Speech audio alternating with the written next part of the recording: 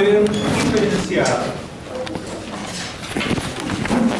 las células propias de los antígenos propios de los antígenos extraños.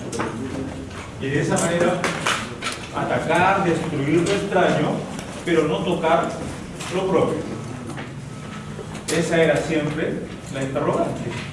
¿Sí o no? ¿Cómo es que lo hacen? Porque una célula de tu cuerpo, del cuerpo de un animalito, de un individuo cualquiera, puede detectar lo extraño y atacarlo, y lo propio y no tocarlo. De eso se trata hoy esta clase. Nuevamente clasificamos al sistema de defensa, eso siempre lo vamos a hacer todas las clases casi.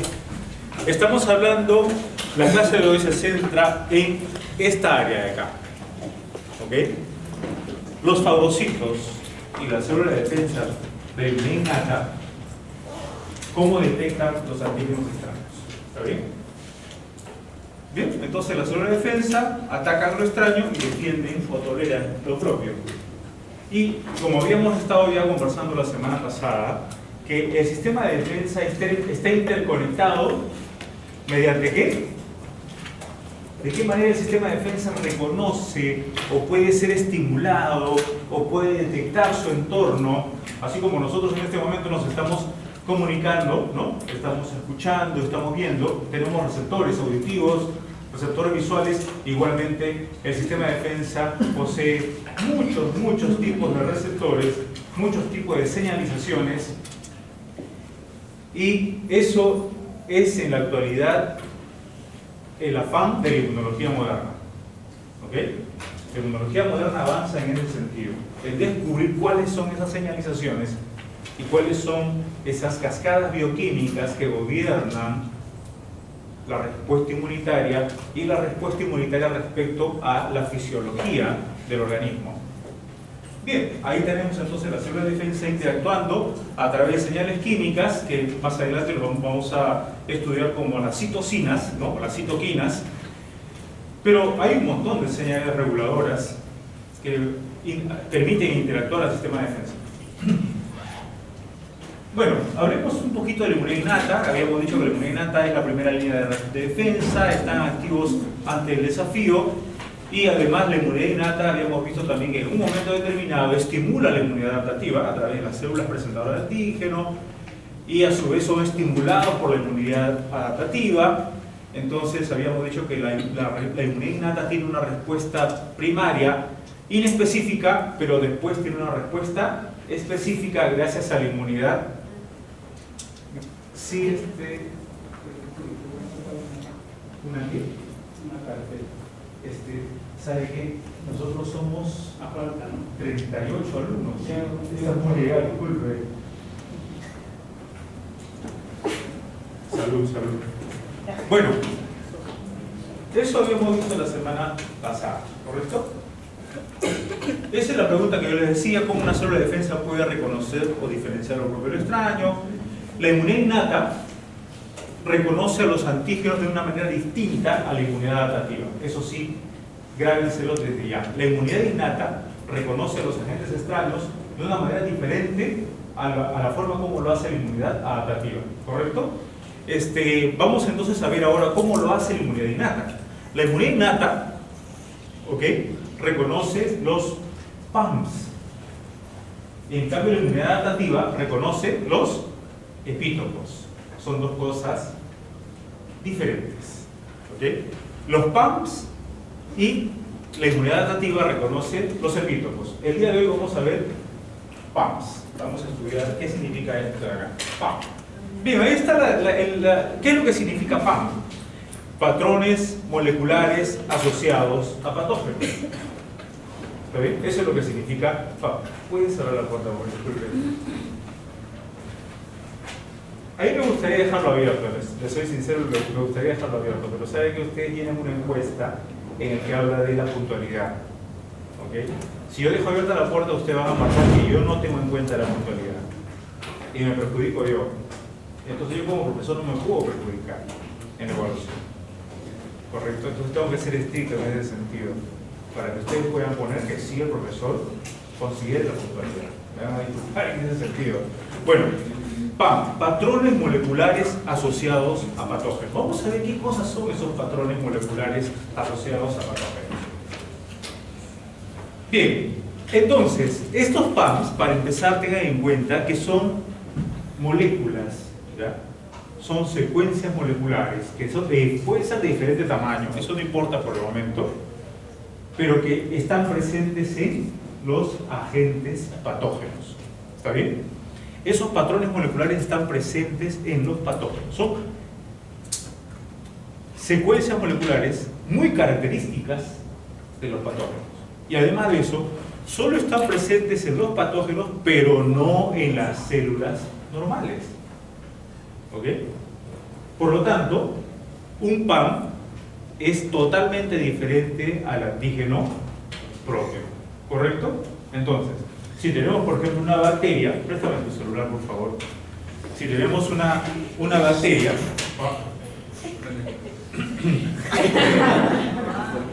moderno. Si tenemos un celular, ¿correcto? Díganme ustedes. En términos generales, ¿de qué está hecha la carcasa de un celular? ¿De qué creen ustedes que puede estar hecha la cobertura que protege al celular? Digamos de plástico, ¿correcto? Digamos de plástico. La gran mayoría de celulares están hechos de plástico por fuera. ¿La pantalla de qué material está hecho? ¿De qué? ¿Vidrio? No es vidrio. Es una resina especial. ¿Ok? Llamémosle vidrio, ¿correcto? Vidrio. ¿Pueden abrir la puerta, por favor, ahí?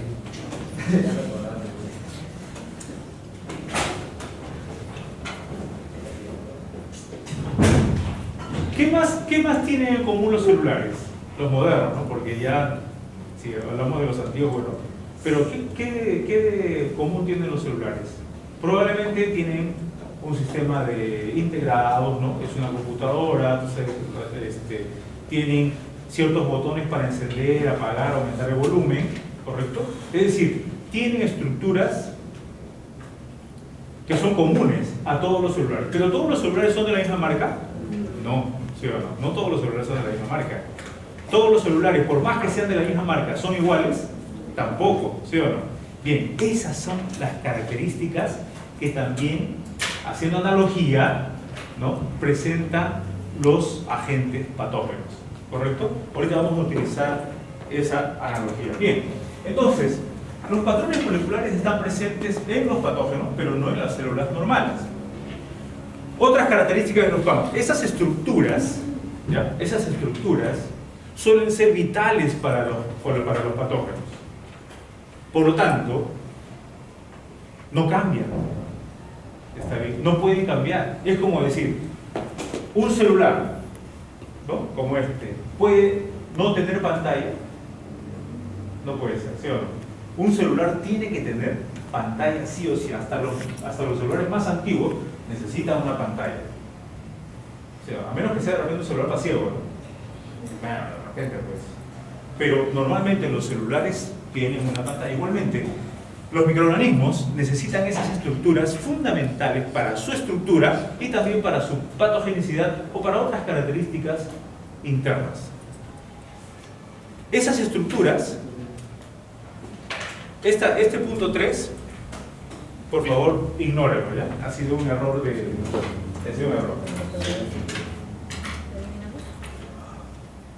Yo lo voy a... Esta parte de acá pertenece a otras láminas que están más adelante y no quiero que se equivoquen, ¿ya? No quiero que se equivoquen. Bien. Estas secuencias se repiten en patógenos diferentes.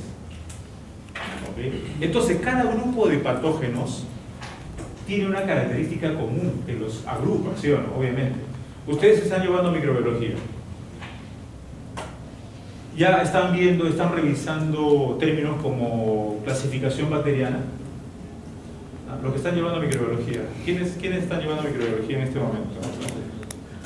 Ya, ¿qué le están enseñando sobre clasificación de bacterias hasta el momento? Por ejemplo, ¿no? Bacterias gram positivas, bacterias gram negativas. Por ejemplo, le están hablando de de repente les van a hablar de enterobacterias, bacterias aerobias mesófilas, coliformes, y así, una serie de clasificaciones de las bacterias que les permiten estudiarlas de manera más didáctica. Sin embargo, las bacterias, como ustedes les van a enseñar en microbiología, están agrupadas por ciertas características, ¿sí o no? Por ciertas características. Las agrupamos a las bacterias por ciertas cuestiones que nos permiten. Por ejemplo, bacterias gram negativas. ¿Qué de común tienen las bacterias gram negativas? ¿Ustedes ya vieron eso, sí o no? ¿Ah? Las bacterias gram negativas, ¿qué cosas tienen en común? ¿Por qué se les llama gram negativas? ¿Ah? Bueno, si de repente no se acuerda, yo les voy a decir. Lo que pasa es que en la pared celular, la composición de la pared celular es diferente. Por eso cuando tú haces la tinción, ¿ya? La tinción clave, la tinción básica para las bacterias, un grupo se pinta de azul y otro grupo se pinta de rosado, ¿sí o no? Un grupo se pinta oscuro, de color medio azul, violeta, y se les llama gram ¿qué? Gram positiva. Y las rosaditas se les llama gram negativas. ¿Y eso por qué? Debido a que su estructura, en la pared celular, las bacterias gram negativas poseen una sustancia llamada lipopolisacáridos. En cambio, las gram negativas, las gram positivas, en su estructura poseen una sustancia llamada el ácido teitoico, el ácido teipurónico y otras cosas. Bueno, son cuestiones químicas, ¿está bien? Pero gracias a esas características nos permite clasificar a las gram negativas de esa manera y las gram positivas de esa otra manera. ¿Está bien? Bueno, lo que sucede es que justamente esa estructura química, ¿ya? Esa estructura química que agrupa a esas bacterias es un PAM. Ahí vamos a ver, ¿ya? Vamos a ver. Ese patrón molecular, ahí está. Ese patrón molecular vendría a ser lo que yo les comenté en ese momentito. ¿Qué es lo que permite diferenciar a las bacterias gram negativas? La presencia de lipopolisacáridos en su pared celular. El sistema de defensa reconoce a los lipopolisacáridos, ¿entendido? Como extraño, un elemento extraño al organismo. ¿Estamos ahí? Pregunta, ¿los lipopolisacáridos están presentes en las células normales? De acuerdo a lo que estamos estudiando, al concepto que estamos estudiando. ¿Los lipopolisacáridos estarán presentes en las células normales? No, pues no pueden estar presentes, porque de lo contrario serían reconocidas como extrañas también. ¿Ok? Bien. Ahí está. Fíjense. Miren esta imagen. Esas cosas que dibujaba ahí, esas figuras geométricas que dibujaba ahí, bacteria X, bacteria Y, bacteria Z, bacteria W, vamos a imaginar que todas ellas son bacterias gram negativas, ¿correcto? Todas ellas son gram negativas. Por ejemplo, puede ser E. coli, Salmonella, Klebsiella, enterobacterias, etc. Cualquiera de ellas. Todas ellas son gram negativas. ¿Está bien? Y ese cuadradito que he dibujado ahí, en cada una de ellas, viene a ser el ejemplo que les puse hace un momento. ¿Qué poseen las bacterias gram negativas en su superficie? Alumno, ¿qué estructura química poseen las bacterias gram negativas en su superficie? Los lipopolisacáridos, ¿correcto? Bien, todas ellas poseen lipopolisacáridos. Y tenemos acá esta célula de defensa que posee un receptor, y este receptor justamente capta lipopolisacáridos. ¿Está bien? Lipopolisacáridos. Díganme ustedes, con ese receptor, ¿ustedes creen que esta célula de defensa podrá pegarse a todas ellas? ¿Podrá captar todas ellas? Díganme ustedes. Miren la imagen. Esta célula de defensa, con este receptor, ¿podrá pegarse a la bacteria Y, a la bacteria X, a Z y a W? Claro, claro. ¿Por qué? Porque la sustancia es común. Esa sustancia química es común y el receptor, por tanto, al captar uno de ellos, a captar esa sustancia, podrá captar a todititas las bacterias que posean lipopolisacáridos en su superficie. ¿Está bien? Entonces, este vendría a ser un PAM, un patrón molecular. ¿Por qué se llama patrón? ¿A qué denominamos patrón? ¿Qué cosa es un patrón? ¿Ah? Patrón es algo repetitivo, ¿sí o no? Un patrón es algo que se repite, ¿correcto? Entonces ahí tenemos. El patrón molecular en ese caso vendría a ser el lipopolisacárido de esas bacterias gram negativas. Y si fueran gram positivas, por ejemplo, estuviéramos hablando de ácido teitoico, este receptor sería diferente, ¿sí o no? No puede ser el mismo receptor, tendría que ser un receptor distinto para ácido teitoico. Supongamos que sean células o bacterias que tengan flagelo. El receptor tendría que ser un receptor para flagelo. Imaginemos que sean virus en replicación y todos ellos presentaran esa secuencia genómica de un virus en replicación y este receptor podría captar a todas ellas a la vez. Entonces fíjense ustedes cómo el sistema de defensa con pocos receptores puede captar una gama enorme de microorganismos que posean ese tipo de estructuras. ¿Se dan cuenta? ¿Okay? Entonces, ¿cuántos receptores requiere el sistema de defensa para captar, por ejemplo, lipopolisacáridos? ¿Cuántos receptores requiere? Necesita uno, ¿sí o no? ¿Cuántos receptores necesita el sistema de defensa para captar ácido teitoico? Uno. Y así sucesivamente. ¿Okay? Entonces, ¿entendida la figura del PAM? ¿Ah? ¿Entendida qué cosa es un patrón molecular? Pregunten por favor, porque este es un concepto moderno en la inmunidad y es un concepto gravitante en la actualidad. Cuando ustedes se pongan a buscar sobre patrones moleculares, va a encontrar actualmente una información tremenda, porque no solamente los patrones moleculares tienen que ver con esto, tienen que ver con regulación fisiológica, tienen que ver con un montón de cosas más. Por eso necesito que ustedes me digan si realmente han entendido qué cosa es un patrón molecular asociado a patógenos. ¿Entendido? Pregunten si no han entendido, el profesor vuelve a explicar. Bien, vamos a continuar. Entonces, tenemos esta figura, ¿sí o no? El PAM está siendo captado por un receptor. El receptor para PAM, a los receptores para PAM, se les conoce de manera grupal como PRR. ¿Ok? PRR. Los PAM son captados por PRR, receptores. Ahora vamos a ver qué son los PRR. Bien, ejemplo de estructuras PAM. Ahí está, para que ustedes tengan en cuenta lo que les estoy diciendo.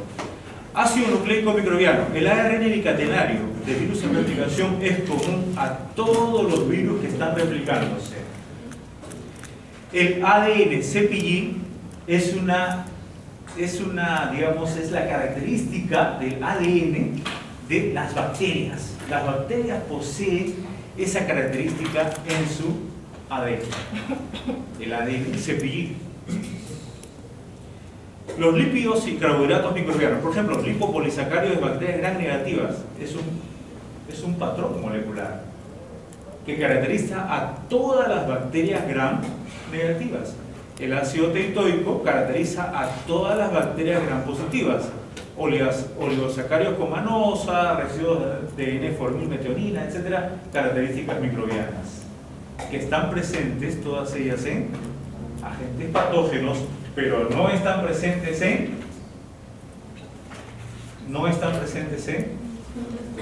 células normales o antígenos propios, ¿correcto?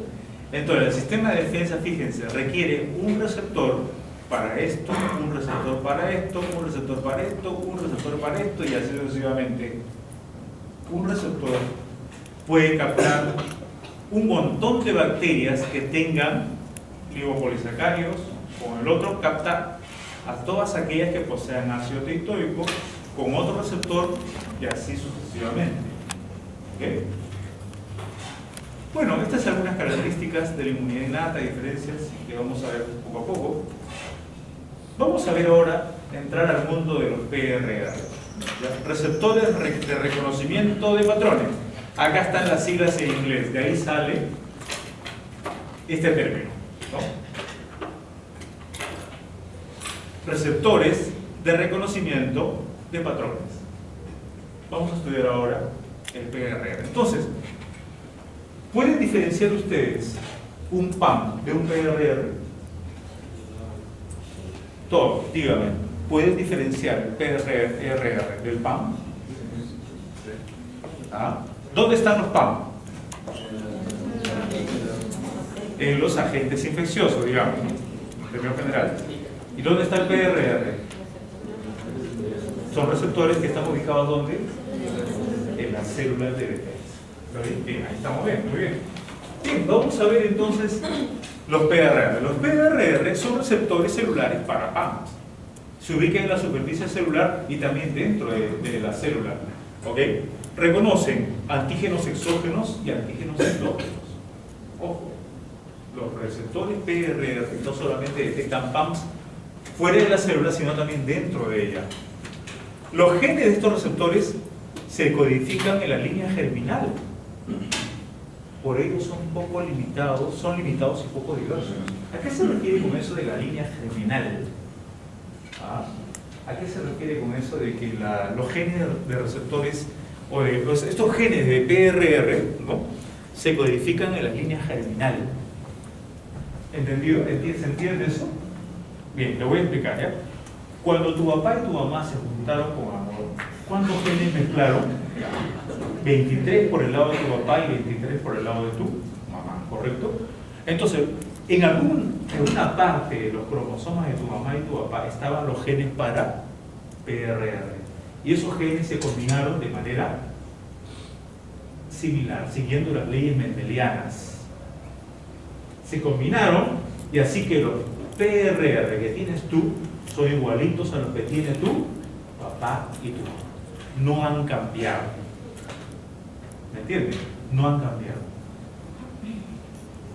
A eso se refiere la línea germinal. ¿Okay?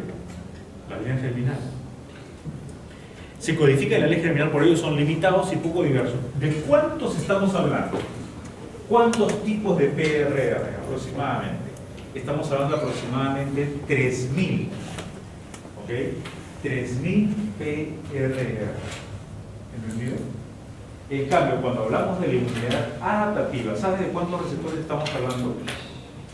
De 10 a la 7 a 10 a la 9. 10 a la 7 a 10 a la 9.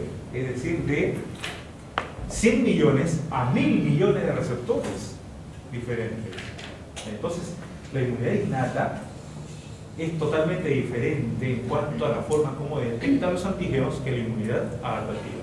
¿Okay? Sí, esta es la lista.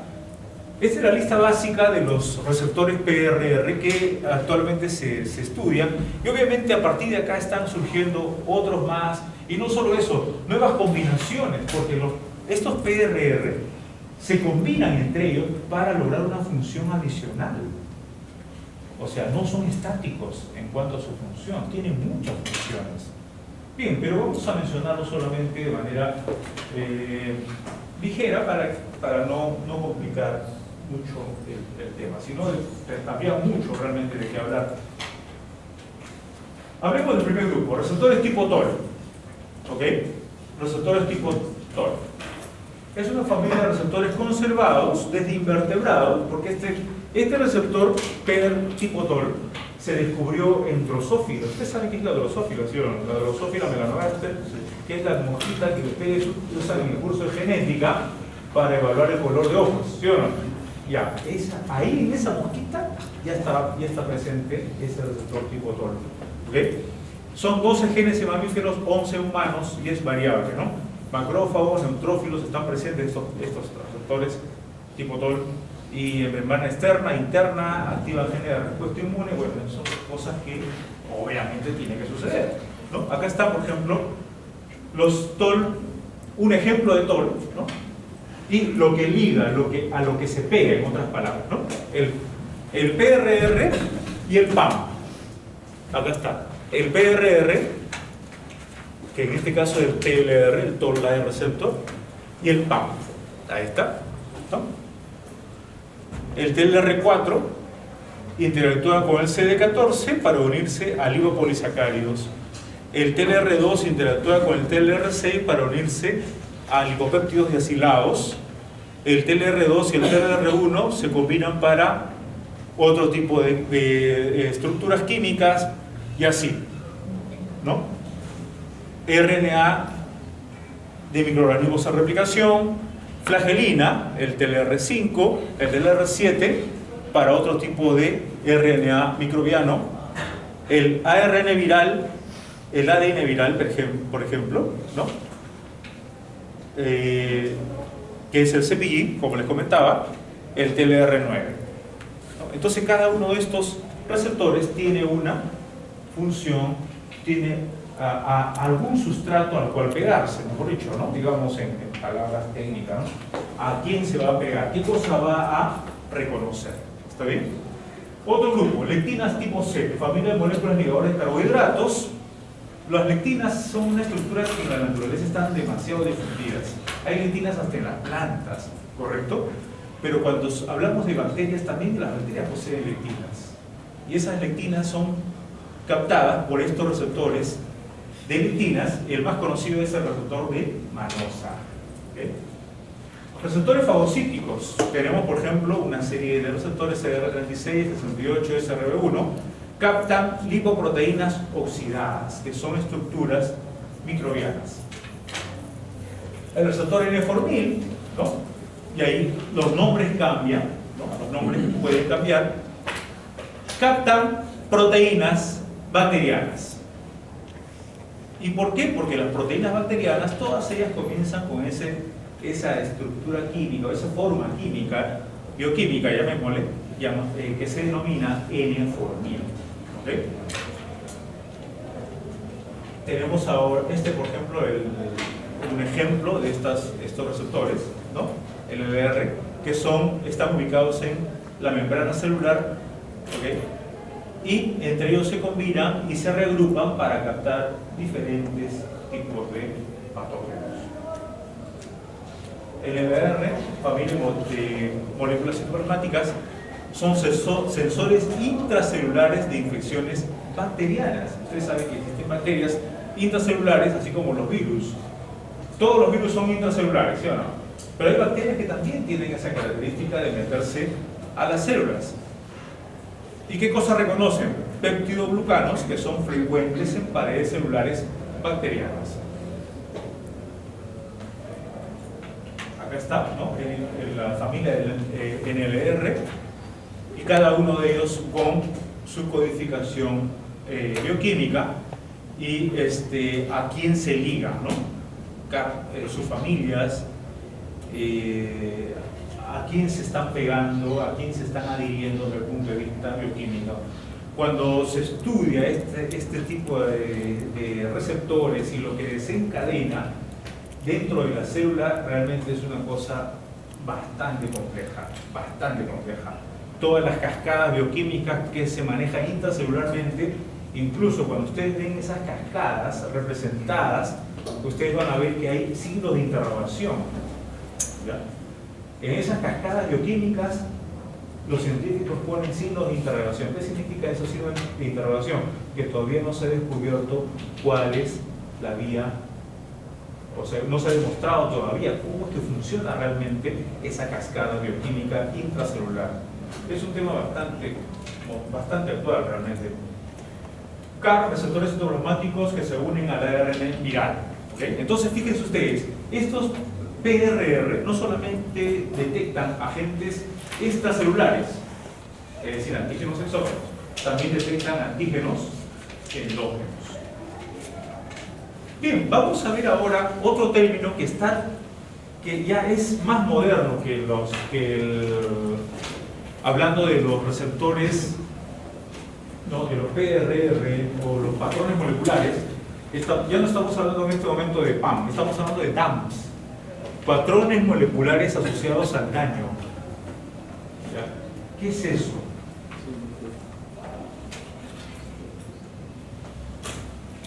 Cuando ocurre en el cuerpo una infección, una lesión, etc., las células del cuerpo se